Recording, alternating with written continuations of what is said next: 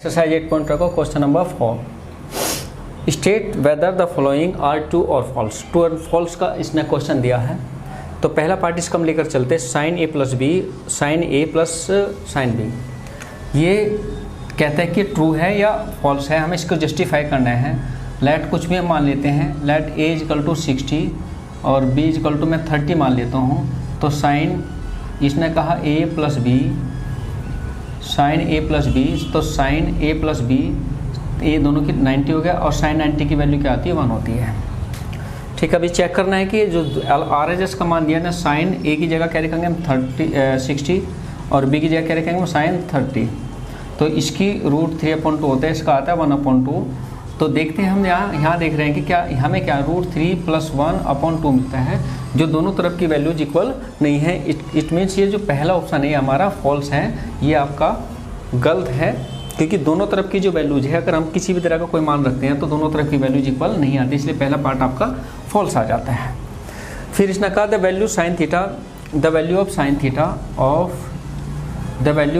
Sign theta increase as theta increase. बिल्कुल correct है। देखो हम साइन की टेबल में हम जब देखते हैं साइन की 0 का मान क्या होता है 0, 30 का मान क्या होता है 1/2, 45 का मान क्या होता है 1/2, इसका 60 का 1√3/2 और इसका मान क्या होता है आपका 90 का 1। यहाँ क्या है बढ़ रहा है, इसका मान 0 तो है ही है, यहाँ पर क्या बढ़ गया, यहाँ पर और भी बढ़ जाता है, क्योंकि जब रूट की हम रैशनलाइज कर देते हैं √2/2 आ जाता है तो बढ़ जाता है, मतलब 0.5 से ज़्यादा हो जाता है। यहाँ भी बढ़ रहा है, यहाँ बना रहा है।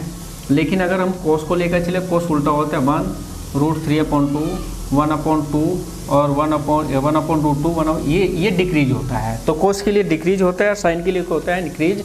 इसलिए आपका सेकंड तो है आपका ट्रू और थर्ड है आपका फॉल्स। क्यों कहा इसने, क्योंकि थर्ड में इसने कहा कि the value of cos theta increase नहीं होती। कोस के लिए क्या होती है डिक्रीज होती है और साइन के लिए क्या होती है इंक्रीज होती है।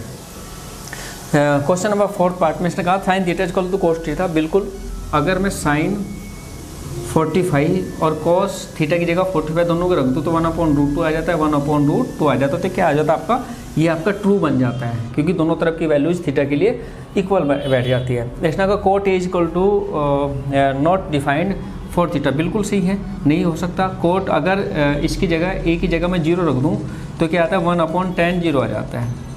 तो कोट 0 1/tan0 की वैल्यू क्या आती है, ये 1/0 और ये क्या आता है नॉट डिफाइंड, इसको हम डिफाइन नहीं कर सकते। तो कोट 0 के लिए ये भी आपका फॉल्स बन जाता है। ठीक है, तो अगर कहता है ए के लिए कोट की वैल्यू कोई भी डिफाइंड नहीं की जा सकती, इसलिए ये डिफाइंड ही नहीं की जा सकती। तो इस तरह से ट्रू एंड फॉल्स का जो क्वेश्चन नंबर 4 है वो आपका हमने जस्टिफाई भी कर दिया है और सॉल्व भी कर दिया है, और प्रत्येक पार्ट का आंसर हमने उसके सामने लिख भी दिया है कि किस तरह से उसका आंसर क्या है, क्यों वो फॉल्स है, क्यों वो ट्रू है।